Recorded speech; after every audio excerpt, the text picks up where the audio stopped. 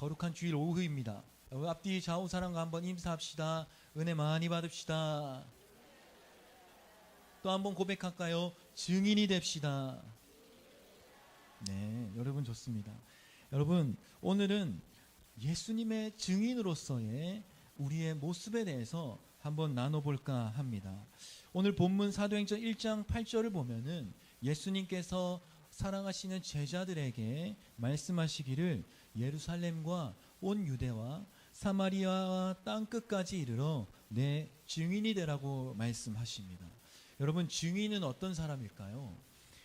증인이라는 것은 어떤 사실을 증명하는 사람을 뜻합니다. 오늘 본문 8절에서 예수님께서는 우리에게 증인이 되라고 하셨는데 무엇에 관한 사실을 증명하는 사람이 되라고 하시냐면은 바로 복음에 대해서, 이 복음에 관해서 세상에 증명하는 인생이 되어라, 이렇게 말씀하고 있는 겁니다.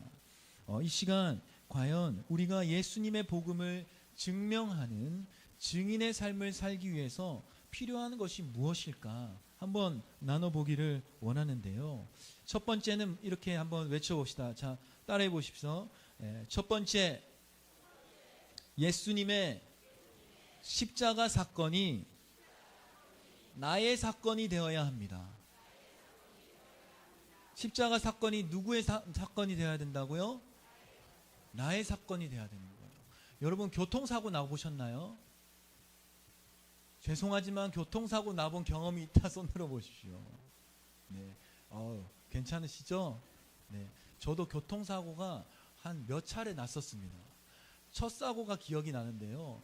제가 이제 군대를 막 제대하고 이제 그 부모님 가게에 스타렉스를 끌고 한참 돌아다닐 때입니다. 울산에 가면은 그 바닷가가 있거든요. 정자 바닷가라고 아주 유명한 낚시 포인트가 있습니다. 거기서 제 중학교 때 동창을 데리고 스타렉스에 야 타라 해가지고 태운 다음에 실컷 돌아다니면서 논 거예요. 그리고 난 다음에 또 야 내가 집에 다 바래다 줄게 해가지고 집에 다 내려다 놓고 8차선 도로였습니다. 거기서 이제 유턴을 해야 되는 상황인 거예요. 얼마나 도로가 넓습니까? 그래서 초보인지라 밤에 깜빡이 놓고 볼볼볼볼 가고 있었는데 뭐가 쾅 하고 부딪히는 거예요. 그래서 제 스타렉스가 한 10m는 날아간 것 같습니다. 알고 보니까 제가 이제 이렇게 천천히 가고 있는데 유턴하러까지 들어올지 몰랐던 거예요. 그래서 한 승용차가 한 시속 7, 80으로 제 스타렉스를 박아버린 거예요. 근데 참 공교롭게도 그 승용차에 타고 있던 사람들이 누구냐? 그 유명한 어깨들이었습니다. 웬 조폭 아저씨들이 내려가지고 저를 잡아 죽이려고 하는 거예요. 그래서 경찰 와서 경찰서 가고 난리를 쳤던 그런 찐한 기억이 있습니다. 여러분, 그 기억이 저에게 굉장히 강렬했을까요? 굉장히 심심했을까요? 강렬한 사건이었습니다. 그래서 여러분, 예수님의 십자가의 사건은 여러분들에게 굉장히 강렬하게 임하게 되어 있습니다. 쾅 하고 부딪히는 교통사고처럼 예수님께서는 여러분들의 삶에 쾅 하고 나타나셨단 말이죠. 그렇기 때문에 우리는 그 예수님에 대해서 부인할 수가 없는 겁니다. 나는요 예수님이 쾅 하고 부딪혔는데 나는 그런 적 없어요 라고 말할 수 없는 것이죠. 너무나도 강렬하게 부딪혔기 때문입니다. 그렇기 때문에 예수님의 십자가 사건은 뭐냐? 마치 교통사고가 나듯 쾅하게 부딪힌 것처럼 나의 사건이 되어야만 한다는 겁니다. 하나님의 독생하신 아들 예수님께서 우리를 위하여 사망에서 생명으로, 죄에서 우리를 구원하기 위해서 이 땅에 오셨다는 그 사실과 십자가 위에서 또 우리 죄를 위해서 죽으시고 모든 죄를 속죄하사 무덤에서 부활하신 그 부활의 은혜를 우리가 나에게 일어난 일로 믿어야 한다는 것이죠. 때로는 누군가는 이렇게 얘기합니다. 목사님, 저는 모태신앙이라서 그렇게 쾅 하도록 고통사고 나듯이 강하게 주님을 만나진 못했습니다. 그러나 비가 막 내리는데 가랑비가 눈에 안 보이지 않겠습니까?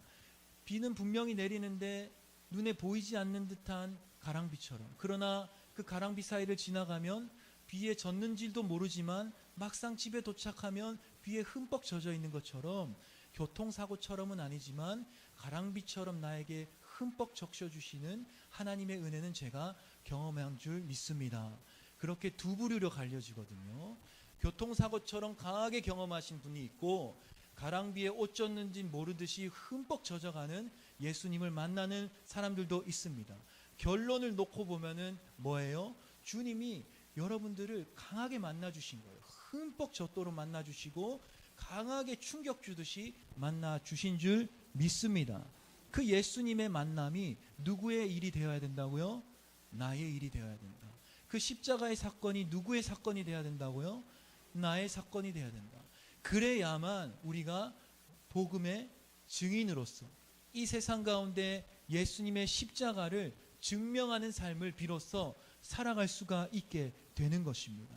그런데 우리가 이 예수님을 멀리하고 이 예수님의 관심을 두지 않고 살아간다면, 내 생각과 마음 속에 계속해서 주님을 잃어버리고 산다면 우리는 복음의 증인으로서 살아갈 영적인 힘을 다 잃어버리게 되는 것입니다. 여러분 어떠십니까? 여러분들의 삶에 예수님의 복음의 증인이 되기 위해서 살아갈 힘이 있으십니까? 아니면은 하나님, 저는 솔직히 힘 다 빠졌어요. 세상 살다가 지쳐가지고 세상에 시달리다 보니까 이제는 뭐 다 까먹고 잃어버리고 힘이 다 빠진 채로 세상이 후 하면은 절로 휩쓸려 버리고 왼쪽으로 후 불면은 그냥 저쪽으로 날아가 버리는 그런 신앙생활이 되었습니다 라고 한다면 괜찮습니다. 지금이라도 주님 앞에 나아오면 하나님께서 회복시켜 주실 줄 믿습니다.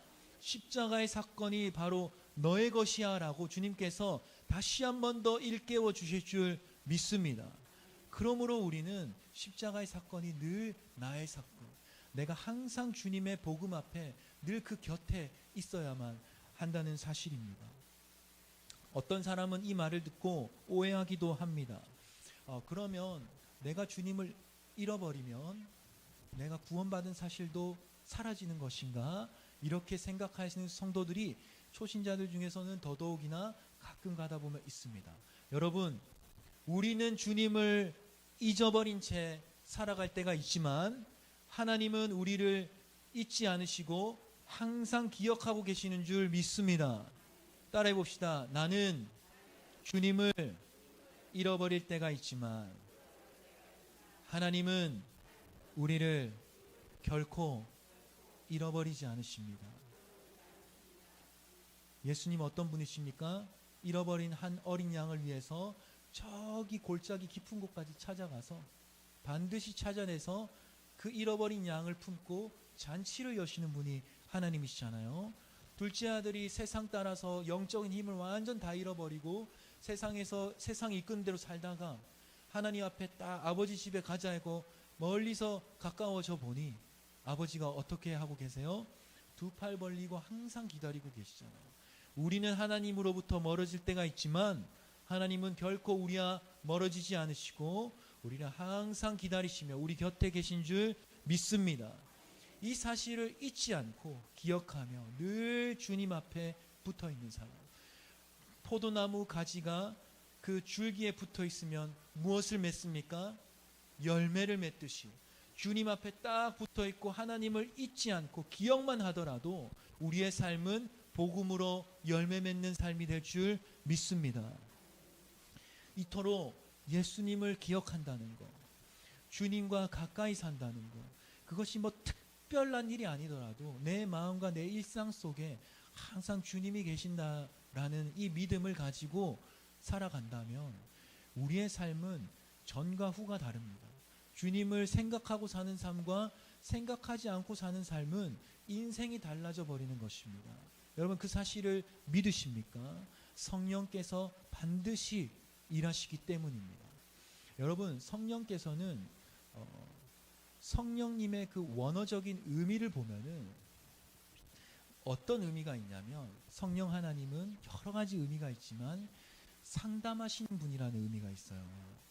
그래서 성령 하나님께서는 예수님을 기억하는 그 사람의 인생을 놓고 야, 저 사람 예수님을 위해 살기로 작정한 사람인데 참 인생이 쉽지 않구나.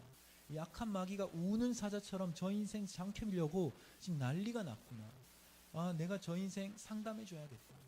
가서 성령께서 그 인생에 예수를 위해 살기 위해서 네가 어떻게 해야 하냐면 이렇게 해보는 것이 어떠냐. 환상 가운데, 기도 가운데, 예배 가운데, 말씀 가운데 깨닫게 해주시고 복음의 증인으로서 살아가는 삶으로 성령께서 인도해 주시는 것입니다. 여러분, 그러한 성령과 동행하는 삶을 사시는 축복이 있기를 예수님의 이름으로 축복합니다. 저는 그 선교를 꽤나 많이 다녔습니다. 선교를 꽤나 많이 다녔는데요. 제가 20살 때부터 12년 동안 낙도 선교회 순회 전도부라는 곳에서 활동을 했습니다. 그게 뭐냐면 낙도라고 우리나라에 섬이 굉장히 많거든요. 그 섬에 찾아다니면서 복음을 증거하는 사역을 제가 청년 때부터 훈련을 받았었습니다. 그때에 여러 가지 이제 팀들이 쭉 선교하러 나갔다가 선교 기간이 끝나면 저기 전라도 장흥에 모여가지고 우리가 보고 대회를 한단 말이죠. 이 팀이 보고하고 저 팀이 보고하고 간증하는 시간입니다. 그때 들었던 그 간증의 내용이 한 두 가지가 생각이 납니다. 첫 번째 간증은 그 예작도라는 섬에 뒤에 보면은 당사도라는 섬이 있어요. 여러분 혹시 아십니까? 노화라는 섬에서 더 들어가면 예작도가 나오고 그 완도에서 배가 출발하거든요. 그 예작도에서 더 들어가면 당사도가 있어요. 근데 그 당사도에 복음의 증인으로 살아가는 한 교회가 있습니다. 거기 노 부부가 이제 목회를 하고 사모님과 목사님이 계시는데 전기도 안 들어와요. 전기도. 그래서 발전기 돌리면서 발전기 끊기면은 그냥 껌껌한 섬입니다. 그 섬에 그 한 중학생 정도, 중학교 1학년 정도 되는 애가 있었어요. 근데 아빠랑 둘이 사는데 아빠가 이제 뱃일 나가고 육지로 일 나가면 혼자 있는 겁니다. 혼자 밥도 끓여 먹고 해야 되잖아요. 그러니까 키워줄 사람이 없으니까 이 목사님께서 이 아이를 걷어 먹였단 말이죠. 그런데 아버지가 돌아왔습니다. 근데 아버지가 그 밤에 그 술을 거하게 드신 거죠. 술을 거하게 듣고 어떤 마음이 들었는지는 모르겠지만 도끼를 들고 그 목사님이 사시는 사택으로 들어간 거예요. 나와보라고. 그래서 온갖 도끼를 문으로 다 찍어가지고 내가 저 목사 죽이겠다고. 그래서 그 도끼 자국 난 문 사진부터 다 봤습니다. 그래가지고 목사님이 어떻게 하셨느냐. 그 문을 잠그고 저 같으면 안 나와야 되잖아요. 안 나와야 되는데 그냥 문 열어놓고 들어오시라고 한 거예요. 들어와가지고 도끼 들고 씩씩거리는 그 남자에게 바닷사람이 엄청 힘이 좋거든요. 한번 이게 하면은 그냥 쪼개지는 거예요. 그런 상황에 내가 당신 도끼 찍어도 상관없으니까 내가 하는 말 딱 한 번만 듣고 결정해라 해가지고 그 자리에서 무엇을 증거하였다? 자신의 사건이 되었던 십자가의 복음을 증거하신 거예요. 지금 생각해도 제가 코가 찡한데 복음을 증거한 거예요. 예수님 믿으라고. 당신 예수님만이 살 길이라고. 이렇게 살면 안 된다고. 예수님을 믿어야만 당신이 복을 받고 당신의 아들도 잘 될 거라고. 그 예수님의 십자가의 사랑을 전한 거예요. 그러고 나서 순교를 했느냐? 그 사람이 무슨 술 기운이 깼는지 모르겠지만 그 도끼를 딱 내려놓고 집으로 돌아갔답니다. 그 이야기를 하시는 거예요. 참 복음의 증인으로서 사는 분들이 아무도 찾지 않는 저 구석, 전기조차 들어오지 않고 배편도 없어요. 저도 지나가는 배 아저씨한테 태워달라 해가지고 혼자 남자니까 예작도라는 섬에 들어간 거예요. 그래서 그렇게 복음의 증인으로서 목숨 걸고 사는 성도들이 지금 대한민국에도 곳곳에 있습니다. 그리고 제가 마지막 하나만 말씀드리고 예배를 마칠 텐데요. 제가 이제 그 강원도에도 이제 선교를 들어갑니다. 여러분 강원도 요즘 많이 발전돼 있고 관광지도 참 좋잖아요. 그런데 저 강원도 시골 골짜기로 쭉 들어가면은 사람이 살지 않는 마을 같은 게 있어요. 옛날에는 사람이 살았는데 지금은 다 빠져나가서 거의 무너지다시피 한 마을에 한 할머니가 혼자 계시는 거예요. 근데 놀라운 사실은 그 할머니가 태어나서 지금까지 그 나이 들도록 예수라는 말 한마디를 들어본 적이 없다는 사실입니다. 예수라는 사실이 한마디로 지금 그게 불과 한 10년 전 일이에요. 예수라는 말을 내가 인생에서 단 한 번도 들어본 적이 없다고 예수님을 복음을 듣고 영접하시는 역사가 지금도 이 대한민국 땅에 곳곳에서 일어나고 있습니다. 여러분, 우리는 십자가의 사건이 나의 사건이 되었음에도 불구하고 주님 잃어버리고 살잖아요.